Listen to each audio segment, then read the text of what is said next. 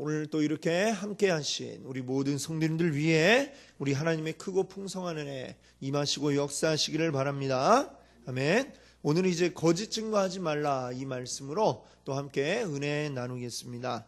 우리 매주 수요일 저녁 또 함께 웨스트민스터 소요리 문답의 내용들을 우리가 순서대로 함께 살펴보고 있는데요. 우리 최근에는 그 내용이 이제 10계명의 내용들을 우리가 함께 보고 있습니다. 그리고 오늘 함께 할 것은 우리 10계명 가운데 바로 9번째, 우리 조금 전에 읽었던 본문 말씀이죠. 내 이웃에 대하여 거짓 증거하지 말라 이 말씀을 우리가 이제 함께 볼 것입니다. 이 9계명 우리가 뭐 간단하게 한마디로 이것도 짧지만 그걸 더 한마디로 요약을 해본다면 거짓말에 대한 이야기라고 할 수가 있겠습니다. 이 거짓말의 역사가 얼마나 오래될까요? 바로 아담과 하와가 죄짓던 그 순간부터 함께했던 죄가 바로 이 거짓말 아니겠습니까? 사실은 하나님께서 맨 처음 천지 창조하실 때 그때는 죄가 없었죠. 하지만 이 사탄이 와서 아담과 하와를 유혹함에 그들이 죄짓게 되면서 죄짓고 나니까 바로 거짓말이 그들의 입에서 나오게 되었던 것이죠. 자, 이만큼 아주 오래된 역사를 가진 죄가 바로 거짓말입니다. 자, 그러나 한편으로는 사람들이 또 너무나도 가볍게 생각하는 게 또 이 거짓말이죠. 거짓말 뭐 한마디 두마디 정도는 그냥 아무렇지도 않게 일상적으로 우리가 입에서 내뱉는 정도로 너무나도 가볍게 생각하는 그러한 죄이기도 합니다. 죄라고도 생각을 안 하는 분들이 많이 있습니다. 자, 그러나 하나님은 오늘 우리가 읽은 것처럼 바로 10계명 가운데서도 바로 이 9번째 계명을 통해서 우리에게 거짓말을 하지 말아야 될 것을 분명하게 밝히고 계십니다. 특별히 이제 9계명에서는 어떤 증언하는 이런 부분에 있어서 더 중요하게 이 거짓말이 있어서는 안 된다고 말씀하고 있는데요. 한번 우리 소요리 문답 한번 77문을 한번 같이 보겠습니다. 우리 77문 같이 제가 문을 읽고 여러분들이 답을 읽어주시기 바랍니다. 제9계명에서 요구하는 것이 무엇입니까? 제9계명에서 요구하는 것은 특히 증인을 설 때 사람과 사람 사이의 진실함과 또 우리 자신과 이웃의 명예를 유지하고 증진하라는 것입니다. 아멘. 우리 앞서 우리가 지난주에 보았던 도둑질하지 말라 여기에서도 보면 어땠습니까? 나 자신뿐만 아니라 다른 이들이 도둑질하는 것도 역시 이게 막아야 되는 그런 거라고 말씀을 드렸는데 이 9계명에서도 역시 나뿐만 아니라 다른 이와도 이게 연결이 되어 있다라고 하는 사실을 우리가 기억해야 되겠습니다. 자, 성경에 보면은 이 증인이라고 하는 말이 굉장히 많이 나오죠. 특별히 예수님이 부활하시고 난 후에 제자들에게 이 말씀을 많이 하셨습니다. 누가복음 24장 48절에 보니까 너희는 이 모든 일의 증인이라 제자들에게 이렇게 말씀하고 계시죠. 또 우리가 잘 아는 사도행전 1장 8절에도 오직 성령이 너희에게 임하시면 너희가 권능을 받고 예루살렘과 온 유대와 사마리아와 땅 끝까지 이르러 내 증인이 되리라 하시니라 이렇게 말씀하고 있습니다. 자, 제자들을 향해서 너희는 증인이다 이렇게 얘기했습니다. 증인이 뭐하는 사람입니까? 증인은 보고 들은 바가 있는 사람이 증인이죠. 그러나 보고 들었다고 다 증인이 아니라 보고 들은 것 이것을 한치의 오류도 없이 한치의 거짓 없이 사실대로 다른 이에게 이야기하는 사람, 이런 사람을 우리가 증인이라고 이야기를 합니다. 예수님이 제자들에게 바로 이 증인의 사명을 주셨죠. 예수님과 함께 다니며 보고 들었던 것, 체험했던 것 이것들을 땅 끝까지 이르러서 사람들에게 알려라, 사람들에게 이야기해 주어라 라고 하는 게 바로 주님이 제자들에게 주셨던 사명입니다. 자, 근데 이 증인 사실은 이제 법정에서 주로 사용이 되는 용어 아니겠습니까? 증인이라는 게.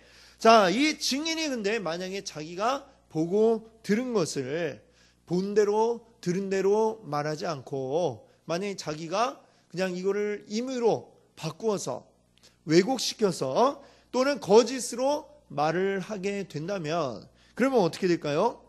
법정에서 재판을 하는데 그 증인의 말에 따라서 잘못된 판결이 나올 수도 있을 겁니다. 죄를 짓지 않은 사람이 죄 지은 사람이 되어버릴 수가 있는 것이죠. 자, 그래서 이 성경을 보시게 되면 율법에서도 이 거짓 증거하는 것은 매우 심각한 중대한 죄로 그렇게 규정을 하고 있습니다. 한번 신명기 19장 16절과 19절 이렇게 한번 읽어볼까요? 같이 읽어보겠습니다. 만일 위증하는 자가 있어 어떤 사람이 악을 행하였다고 말하며 19절입니다. 그가 그의 형제에게 행하려고 꾀한 그대로 그에게 행하여 너희 중에서 악을 제하라. 아멘. 누가 만약에 일부러 거짓으로 위증을 했다면, 증인이 거짓을 말해버렸다면, 그러면 그에게 이제 어떻게 하라고 합니까? 만약 그 사람이 그 위증함으로 인해서 사형을 당하게 된다라고 한다면 그 거짓 증언한 사람을 어떻게 해야 된다는 거예요? 원래 하려고 했던 대로 그가 오히려 사형을 당하도록 이렇게 만들 정도로 굉장히 그러니까 심각한 죄로 이렇게 율법은 이야기하고 있는 것입니다. 자, 이것은요, 물론 사회 정의 차원에서도 당연히 이런 거짓을 말하면 안 될 것입니다. 그러나 그뿐만 아니라 성경은 뭐라고 이야기하냐면 거짓 증거하는 자들은 사탄의 영에 사로잡혀 있다라고 이렇게 이야기하고 있는 것입니다. 자, 열왕기상 22장을 보게 되면 어떤 내용이 나오냐면 북이스라엘의 아합 왕이 남유다의 그 여호사밧 왕까지 이제 데리고 와서 함께 같이 우리 저 아람 나라를 공격합시다 이렇게 이야기를 합니다. 그래서 이 남유다의 여호사밧 왕이 군대를 끌고 이제 북이스라엘까지 왔어요. 이제 가서 우리 아람 칩시다. 함께 힘을 합쳐서 우리 한번 멋지게 해봅시다. 이렇게 이야기가 되었습니다. 그런데 이 여호사밧 왕이 그래도 우리 전쟁 나가기 전에 이 전쟁이 하나님의 뜻인지 아닌지 우리 한번 하나님의 선지자에게 물어봅시다. 이렇게 이야기를 했거든요. 그랬더니 이 아합 왕이 막 불러 모았습니다. 불러 모았는데 무려 400명이나 불러 모았는데 그들이 하나같이 이야기하기를 이번 전쟁에 나가기만 하면 반드시 승리할 것입니다. 이렇게 그들이 이야기를 했다는 것이죠. 근데 이 여호사밧 왕이 너무 400명이 똑같이 이렇게 이야기를 하니까 꼭 짠 것 같은 이게 사실인가? 그런 생각이 들었습니다. 그래서 이 여호사밧 왕이 다른 선지자는 없습니까? 이렇게 물었더니 아합 왕이 이렇게 고민을 하면서 또 한 사람이 있긴 한데 그 사람은 맨날 나한테 안 좋은 얘기만 해갖고 그냥 부르지도 않았습니다. 그런데 이제 여호사밧이 그래도 한번 불러다가 이야기를 들어봅시다 이랬더니 그 사람이 이제 미가야입니다. 미가야. 이 미가야 선지자가 와서 어떤 얘기를 하느냐? 하나님이 하늘에서 이제 쭉 이제 이야기를 합니다. 뭐라고 이야기하시느냐? 누가 이 아합을 꾀어서 그를 길르앗 라못에서 죽게 만들겠느냐? 이렇게 하나님이 물으십니다. 물었더니 어떤 한 영이 딱 앞에 나타나서는 내가 나가서 거짓말하는 영이 되어 그의 모든 선지자들의 입에 있겠습니다. 이렇게 이야기를 했다는 거죠. 자, 그래서 그 영이 내려와서 그 400명의 사람들 입에 똑같이 승리할 거다 해서 이 길르앗 라못으로 전쟁하러 나가도록 만들었다라는 얘기를 지금 이 미가의 선지자가 하고 있다는 것이죠. 자, 근데 여기 이야기하는 게 거짓말하는 영이 되어라고 이렇게 이야기하고 있죠. 그럼 지금 이 말하고 있는 이 영은 도대체 어떤 존재냐? 천사가 거짓말을 할 수 있을까요? 천사는 거짓말을 할 수 없습니다. 그럼 이 거짓하는 영이 이게 뭐냐? 사실은 사탄을 이야기하는 것이죠. 구약 성경에 보면 좀 이렇게 우리가 이해가 안 되지만 하나님이 이렇게 막 무슨 회의를 하는데 사탄이 와서 막 얘기하고 이해는 안 되지만 이제 그런 장면들로 묘사해 놓은 것이 있죠. 우리 욥기에도 보면 욥을 시험하기 위해서 사탄이 하나님 앞에 가서 제가 저를 한번 시험해 보겠습니다, 뭐 이렇게 이야기하는 장면이 나오고 그러는데, 아마 뭐 이렇게 이야기로 우리에게 들려주기 위해서 어떤 이런 상황들을 묘사한 거겠지만, 지금 이 거짓말하는 영, 바로 사탄의 영이라고 하는 거죠. 그가 모든 그 선지자들의 입을 움직여서 거짓말하도록 만들었다라고 하는 것입니다. 자, 그래서 요한복음 8장 44절 말씀에 보면 이런 말씀이 있어요.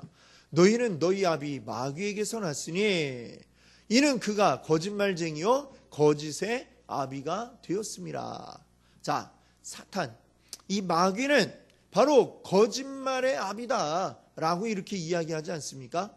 맨 처음 창조했을 때 없던 거짓말이 바로 이 사탄을 통해서 우리 사람에게 오게 되었다라고 하는 것입니다. 거짓말하는 것은 우리가 거룩한 성령에 붙잡히면 거짓말을 하지 않아야 됩니다. 바로 거짓이에요. 사탄이 우리를 꼬이고 우리를 넘어가게 만들기 때문에 우리 입에 거짓말하게 된다라고 하는 것이죠. 자, 그러면 이 거짓말이라고 하는 것, 우리가 늘 일상적으로 거짓말을 가까이 하다 보니까 이 거짓말을 별 대수롭지 않게 여기는 사람이 많이 있습니다. 거짓말이 뭐 별거냐, 뭐 이렇게 생각하는 사람도 있겠지만, 이 거짓말이라고 하는 게 심각해지면요, 어느 정도까지겠냐면은 사람을 죽일 수도 있는 이런 힘이 있는 게 바로 거짓말입니다. 또 열왕기상 그 21장에 보게 되니까 역시 아합 왕의 그 이야기가 나오죠. 아합 왕이 나봇의 포도원을 빼앗는 이야기가 나오고 있습니다. 여러분들 아시는 대로 아합 왕이 딱 보니까 나봇의 포도원이 너무나 아름답고 보기가 좋아요. 내가 이 땅을 가지고 싶은데, 그래서 나봇한테 가갖고 이 땅 내가 돈을 줄 테니 팔아라 이야기를 하죠. 그랬더니 나봇이 안 됩니다. 이 땅은 우리 대대로 우리 조상 때부터 내려온 땅입니다. 아마 그 조상이 가나안 땅에 들어왔을 때 분배받은 그 땅을 쭉 계속해서 물려오고 있는 거겠죠. 그러니까 이 나봇은 팔 수 없습니다. 이렇게 왕에게 이제 양해를 구했어요. 근데 이 아합 왕이 너무 갖고 싶은 나머지 그냥 얼굴에 수심이 가득하게 그러고 있습니다. 가지고 싶은데 자, 이 욕심이 나는데, 자, 그 얼굴에 근심 가득한 얼굴을 보고 그 아내 되는 이세벨이 묻습니다. 왜 그러십니까? 그리고 여차저차해서 이렇게 됐다 이야기하니까 이세벨이 걱정 마십시오 딱 합니다. 그러고서는 어떻게 하느냐, 일을 꾸미는데, 그 이세벨이 일을 꾸미는데 두 가지 거짓을 저지르게 됩니다. 첫 번째는 뭐냐면 거짓 편지를 쓰는 거죠. 아합 왕이 직접 편지를 쓰지 않았는데 이 이세벨이 아합 왕이 쓴 것처럼 해갖고 그 나봇이 사는 동네에 그 지도자에게 편지를 보냅니다. 편지에 뭐라고 했느냐, 거짓 증인을 만들어라. 어떤 거짓 증인? 나봇이 하나님과 왕을 저주했다라고 이렇게 이야기할 증인을 둘을 만들어서 그 결과를 가지고 그를 죽여라 이렇게 이야기합니다. 자, 두 번째 이제 그 거짓은 바로 이거죠. 거짓 증인을 삼으라고 했다는 것이죠. 자, 이 율법에, 그리고 이스라엘에 하나님을 저주하는 것, 또 왕을 저주하는 것, 이거는 매우 심각한 죄입니다. 그게 만약에 사실로 드러날 경우에는 반드시 돌로 쳐 죽이도록 이렇게 되어 있는 심각한 죄죠. 그래, 구약 성경에 뭐 하나님을 저주하다가 죽은 사람의 이야기가 나오지 않습니까? 자, 근데 바로 그 죄를 지금 나봇에게 뒤집어 씌우려고 한 것입니다. 당연히 나봇은 그런 말을 한 적이 없죠. 나봇은 그런 적이 없습니다. 자, 그러니까 거짓으로 증인을 세우는 겁니다. 그럼 왜 증인 왜 두 명을 세우느냐? 사실 이 사람을 죽일 수도 살릴 수도 있는 재판을 하는데 한 사람 말만 들으면, 한 사람이 뭐 마음에 앙심을 품고 저 사람이 뭐 그런 잘못하는 걸 봤어, 이럴 수도 있지 않습니까? 그러니까 객관성을 가지기 위해서 한 사람 말만 듣지 말고 두세 사람의 증인의 말을 들어보고 이렇게 결론을 내려라 라고 한 거거든요. 그런데 뭐 지금 이렇게 아예 왕비가 작정을 하고 그 재판하는 사람과 그 다음에 그가 또 일부러 사람을 고용을 해갖고 거짓말하도록 거짓 증인을 삼아서 둘이나 이렇게 삼아갖고 재판을 하게 되면 어떻게 됩니까? 그것도 아무 소용이 없는 거죠. 그냥 법에 정해진 대로 저 사람이 그렇게 했다, 그 말이 나오면 그냥 죽을 수밖에 없게 되는 것입니다. 자, 이렇게 해서 이 나봇이 억울한 죽임을 당하게 되었죠. 성경에 보면 어디 나봇뿐입니까? 예수님은 어땠습니까? 예수님이 왜 십자가를 지셨습니까? 예수님의 말씀에 아무것도 십자가를 질 만한 죄를 지은 적이 없습니다. 그러나 그 대제사장들이 어떻게 했습니까? 증인들을 막 만들어냈죠. 거짓 증인들을 데리고 왔고 저 예수가 이런 말을 했다라고 함으로써 결국 예수님을 죽도록 만들었다는 것입니다. 자, 또 스데반도 역시 그렇습니다. 사도행전에 보시면 스데반 역시, 스데반이 예수를 증거하는데 그의 하등에 어떤 사람들에게 죽임당할 만한 그런 나쁜 짓이 아니지 않습니까? 근데 역시도 마찬가지로 스데반에게도 나쁜 증인들이, 거짓 증인들이 그 재판을 선동하고 그 스데반이 돌에 맞아 죽도록 만들었다라고 하는 것을 우리가 보게 되는 것입니다. 너무나도 참 안타까운 것이죠. 예, 거짓 증인이 나타나면 이렇게 죄 없는 자를 죄 있는 자로 만들고 죄 있는 자로 만들어서 죽기까지 만들어 버릴 수가 있다는 것입니다. 그렇기 때문에 이 거짓말 한다는 건 너무나도 심각한 죄라고 하는 것을 우리가 알아야 되겠습니다. 자, 근데 참 너무나도 안타까운 것은 예수님이 그 재판당하실 때에, 그리고 또 스데반이 재판받을 때에 그 많은 자들, 그 재판을 지켜보는 많은 자들 가운데에 저 사람은 그런 이야기를 하지 않았습니다, 저 증인은 사실을 이야기하고 있지 않습니다 라고 이렇게 이야기하는 자가 단 한 사람도 없었다라고 하는 것이죠. 그것이 참 너무나도 안타까운 점이 아닐 수 없습니다. 자, 그래서 이제 우리 소율이 분당 한번 78문을 한번 읽어볼까요? 자, 78문입니다. 제가 문을 읽고 여러분들이 한번 답을 읽어주시기 바랍니다.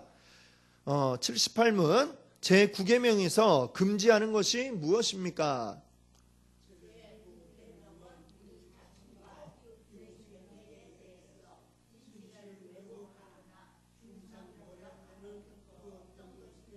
금지합니다. 아멘. 자, 오늘 이 78문을 보니까 진실을 왜곡하거나 중상모략하는 그 어떤 것이든지 금지한다 라고 이렇게 이야기를 하고 있죠. 자, 이 얘기는 무슨 얘기냐? 사실이 아닌 것을 거짓으로 이야기하는 것. 이것도 물론 여기에 해당이 되겠지만 또 어떤 것도 이야기하냐면은 진실을 밝히지 않는 침묵.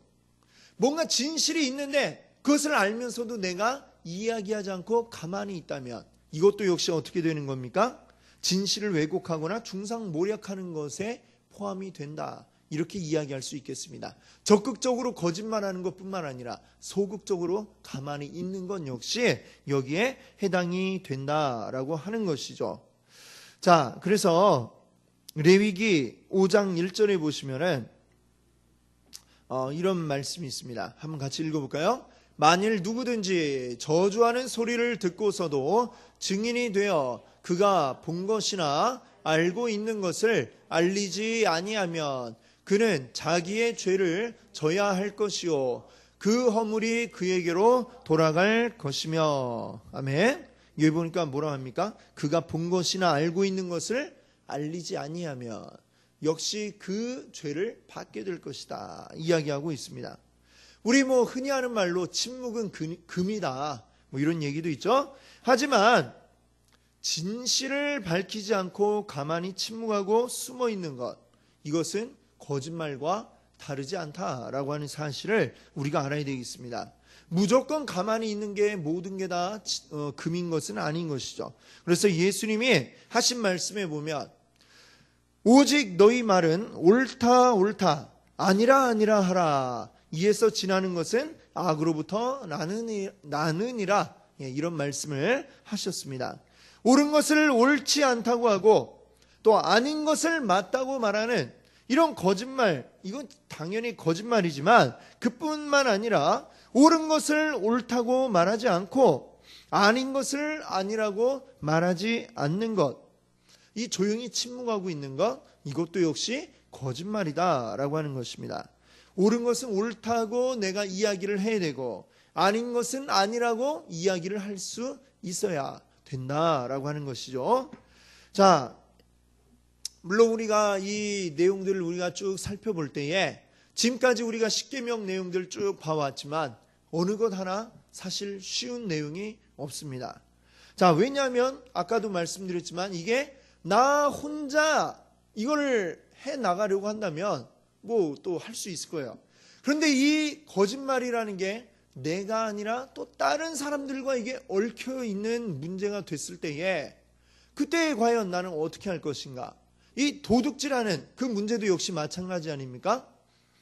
나 혼자 깨끗하게 살려면 그냥 뭐 어디 산속에 들어가 버리면 깨끗하게 살겠는데 이 세상 가운데 살아가려고 하다 보니까 주변에 너무나도 이게 만연해 있는 거죠. 도둑질, 거짓말, 이게 너무나도 만연해 있는데 그 속에서 과연 내가 이걸 깨끗하게 지키며 살아갈 수 있을까라고 이렇게 질문을 우리가 할 때에 정말 쉽지 않은 일이구나, 우리가 이렇게 이야기할 수밖에 없겠습니다. 그러나 지금까지 모든 십계명 말씀들을 우리가 온전히 지켜야 하는 것처럼 지금 이 구계명도 역시 마찬가지로 어떻습니까? 우리가 반드시 지켜야 할 그런 하나님의 명령인 것을 우리가 기억할 수 있기를 바랍니다. 모두가 다 거짓말을 하고 거짓말하는 게 당연하게 생각되는 그런 가운데 우리가 살아간다 할지라도 우리들은 어떻게 해야 됩니까? 그 가운데서 거짓이 아니라 진실을 말하려고 우리는 살아가야 할 줄로 믿습니다. 물론 그 가운데 때로는 어려움이 있고 때로는 이게 큰 위협으로 우리에게 다가올 수가 있습니다. 나 혼자만의 문제가 아니라 내가 속해 있는 그 어떤 조직 안에서 이 어떤 거짓이 막 이루어지고 있을 때에 거기에서 가만히 있어야 되는가? 아니면 이걸 나서서 밝혀야 되는가? 어쩜 그 조직 안에서 인간적으로 관계가 있는 사람들, 또 지금까지 나도 같이 해왔던 일들 속에서 과연 이 거짓을 그대로 넘어가야 되느냐, 아니면 이야기하고 고쳐야 되느냐, 참 너무나도 힘든 일인 것은 사실입니다.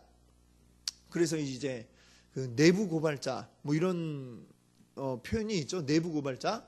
어떤 안 좋은 일이 일어났을 때에 그 안에 속해 있는 사람이 이제 바깥으로 이 소식을 알리는 겁니다.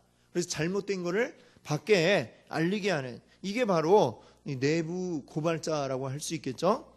최근에 이제 그 극장에 상영되었던 이 제보자라고 하는 영화가 있는데요. 이 영화는 황우석 박사 그 사건을 소재로 하고 있는 영화라고 합니다. 예, 우리가 다 알고 있듯이 황우석 박사, 뭐 우리나라에 얼마나 이거 뭐 정말 세계적인 과학자이고, 그래서 뭐 뭐죠? 줄기세포 연구를 했는데 과연 아주 엄청난 이 뭐 결과를 이제 만들어내서 뭐 복제 뭐도 만들어내고 이런 결과들을 만들어내지 않았습니까? 그런데 그게 어느 날 갑자기 이 연구 결과가 다 조작된 거였다, 이 다 가짜였다라고 하는 사실이 밝혀지지 않았습니까? 근데 이게 어떻게 밝혀졌겠습니까? 그 안에 이제 내부 고발자가 있었다라고 하는 얘기죠. 내부 고발자 이러니까 좀 상당히 좀 이제 약간 어감이 좀 어둡고 안 좋은 것 같은 느낌이 듭니다만, 그 안에서 이 잘못된 것을 그냥 묻고 가는 게 아니라 이것을 밖으로 드러내서 밝히는 이런 역할을 했던 사람이 있었다라고 하는 것입니다. 자, 그런데 이 황우석 박사의 지지자들, 정말 굉장히 지금도 그 지지자들의 활동이 엄청나다고 합니다. 하물며 그때에 모든 국민이 다 정말 이거는 다 되는 것처럼 생각하고 있던 그때에 이거를 드러내서 밝힌다라고 하는 거는 뭐 자기가 그게 누군지 밝혀지면 아마 죽이려고 하는 사람이 충분히 있을 수도 있을 만큼 어마어마한 그런 일을 그 사람이 해낸 것이겠죠. 자, 그러나 만약 이것이 그냥 그 사람이 모르겠다, 그냥 가만히 나는 입 다물고 있어야겠다 하고 쭉 계속해서 갔더라면 어떤 결과가 생겼을까요? 계속해서 이제 뭐 국민의 세금으로 많은 연구비가 거기에 계속해서 들어가게 되었을 거고, 거기에서 어떤 그 실제적으로 이야기했던 결과들은 나오지를 않고, 또 그것 때문에 완전히 세상 가운데 이제 밝혀지게 되면 더 엄청난 일들이 벌어지게 되는 그런 결과가 생길 수도 있었을 겁니다. 그렇게 일이 더 커지기 전에 누군가가 이 진실을 밝힘으로 인해서 그것이 더 이상 잘못될 기회를 이제 미리 막을 수 있는 그러한 좋은 결과가 나오지 않았는가, 이렇게 생각을 해봅니다. 만약 우리가 그 거짓말 속에 던져져 있다면 우리는 어떻게 해야 될 것인가? 우리가 분명히 생각할 수 있어야 되겠습니다. 우리가 지금 수많은 거짓말들 속에 살아가고 있으니까 이 거짓말을 옆에서 누가 해도, 아니면 누가 좀 웬만한 거짓말을 해도 그냥 그러려니 하고 넘어가고 있지만, 우리가 이 죄에 대해서 무감각해져서는 안 된다라고 하는 것이죠. 우리 항상 이 죄에 대해서 예민해야 되고, 이 죄를 어떻게든 끊어버리기 위한 노력들이 우리에게 있어야 할 줄로 믿습니다. 아멘. 우리 지난 주일 이제 종교개혁 주일로 우리가 함께 지냈습니다. 이 종교개혁자들이 외쳤던 구호들 가운데 아주 중요한 구호가 하나 있습니다. 그건 바로 무엇이냐면 코람데오라고 하는, 무슨 뜻이냐면요, 하나님 앞에서라고 하는 바로 그러한 뜻의 말입니다. 우리가 늘 하나님 앞에 서 있다라고 하는 이 마음으로 살아가라라고 하는 게 바로 그 종교개혁자들의 외침이었던 것이죠. 우리는 언제나 하나님 앞에 서 있습니다. 지금 이 순간에도, 또 우리가 집에 가서 밥을 먹을 때에도, 또 직장에서 일을 할 때에도, 자동차 타고 운전을 하고 있을 때에도 우리는 늘 하나님 앞에 서 있음을 우리가 기억해야 되겠습니다.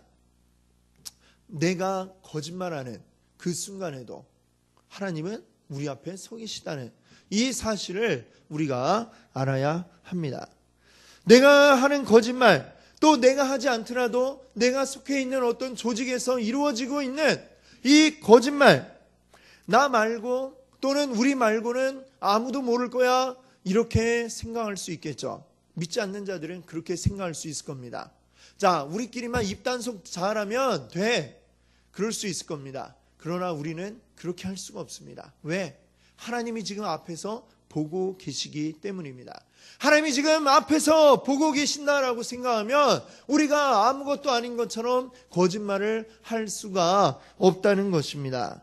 그렇기 때문에 우리는 늘 하나님 앞에 서 있음을 기억하면서 우리 거짓말하지 않기 위해서 우리 피나는 그러한 노력을 기울여야 할 줄로 믿습니다. 여러분, 또 마지막으로 하얀 거짓말 들어보셨죠? 어떤 선의의 거짓말, 이런 것들을 하얀 거짓말이라고 하는데, 그러면 이런 건 괜찮습니까? 그런 건 해도 되죠? 여러분 어떨 것 같습니까? 하얀 거짓말 필요하면 해야 될까요? 만약에 사슴이 막 뛰어왔어요. 사냥꾼이 쫓아와요. 이러면 어떻게 해야 됩니까? 빨리 여기 숨어 하고 저기로 갔어, 이렇게 얘기해 줘야 될까요? 아니면 여기 있습니다 하고 얘기해야 될까요? 하얀 거짓말 해야 됩니까? 말아야 됩니까? 하얀 거짓말이라 할지라도 거짓말은 거짓말이다 라는 것을 여러분 기억할 수 있기를 바랍니다. 어떤 상황에, 물론 정말 너무나 안타까운 상황이 있을 수도 있어요. 그때 우리가 사용해야 할 거는 거짓말이 아니라 지혜가 우리에게 필요할 줄 믿습니다. 아멘. 우리가 어떤 의도이든지 거짓말을 하게 된다면 작은 거짓말은 큰 거짓말을 불러오게 되고, 작은 잘못은 큰 잘못으로 이어지게 됩니다. 우리는 작은 거짓말이라도 선한 거짓말이라는 이름으로 우리가 괜찮아 하고 하게 되면 그것은 곧 나쁜 거짓말, 더 큰 거짓말, 이렇게 이어질 수밖에 없다는 사실을 우리가 알아야 되겠습니다.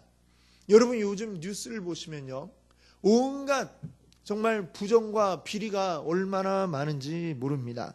무슨 관피하니 또는 군피하니 해서 자기들끼리 막 줄대고 자기들끼리 막 비리 저질러 갖고 해먹고 이런 일들이 거의 매일같이 터져나오고 있는 것을 우리가 봅니다. 무슨 피야 해갖고 이런 것들이 또 왜 그렇게 많은지 모르겠는데, 참 이런 것들이 일부만의 문제일까요? 그들만의 문제는 분명 아닐 것입니다. 우리 모두가 사실은 다 거짓말에 대해서 너무나 관대하고 너무나 아무 의식 없이 당연하게 해왔던 것이 지금 이렇게 터져나오고 있다는 사실을 우리가 알아야 되겠습니다. 사회 지도층만의 문제도 아니고 또 서민들만의 문제도 아니고 모든 이들의 문제인 것을 우리가 알아야 되겠습니다. 온 사회가 다 지금 거짓으로 가득 차 있습니다. 거짓되지 않은 곳이 단 한 군데도 없습니다. 이 속에 서 있는 우리들 어떻게 해야 되겠습니까? 우리 하나님의 말씀을 의지해서 거짓 증거하지 말라는 이 말씀대로 우리가 살아갈 수 있기를 바랍니다. 이 땅 가운데 거의 약 4분의 1가량 되는 사람들이 예수 그리스도를 믿고 있다고 하는데, 하나님 믿고 있다고 하는데 왜 이렇게 거짓이 많은 것입니까?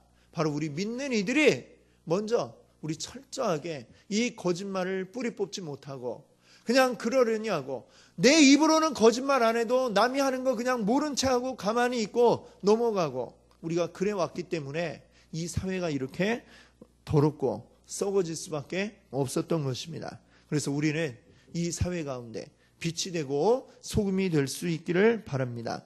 우리가 작은 거짓이라도 우리 하나님 앞에 회개할 수 있기를 바랍니다. 우리 삶에서 이 모든 거짓들을 몰아낼 수 있기를 바랍니다.